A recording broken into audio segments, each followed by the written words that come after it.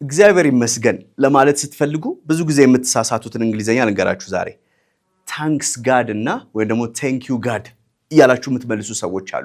እግዚአብሔር ይመስገን የሚለው ዛሬ ይሄ ለምን ስህተት እንደሆነና የትኛውን መጠቀም እንዳለባችሁ የምታዩበት ክላስ ይሆናል ማለት ነው። ኦኬ ሶስቱን ይውልኝ። ለምሳሌ thank God thanks to God እና thanks God እነዚህ ሶስቱን በደንብ ያዟቸው።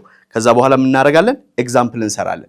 ለምሳሌ አንድ ሕፃን ልጅ ብስክሌት እየነዳ እየሄደ ወይም ደግሞ እየሄደ ይወድቅና ከዛ አጠገቡ ደርሳችሁ ብድግ ስታደርጉት አሬ ተመሰገነ ይሁን ደግሞ ተመስገን ምንም አልሆነም ደህና ነው ስትሉ ይሄ እምትሉት የረፍት ስሜት የሚሰማችሁን እሱ ምን ትላላችሁ?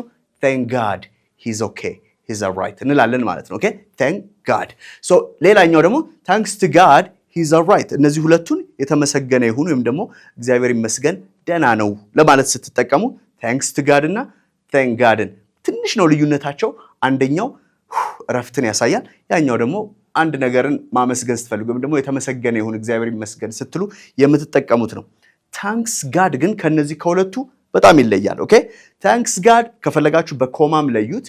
you can say thanks God አይናችሁን ወደ ላይ ከፍ አድርጋችሁ ፈጣሪ ሆይ ተመስገን ማለት ነው። ኦኬ ልክ thank you እንደምትሉት አንድን ሰው አመሰግናለሁ ስትሉት እንደምትሉት you can say thanks God. All right? እነዚህን ሶስቱን ልዩነታቸውን በደንብ ለዩ። Thank you very much. We'll see you next time. Bye.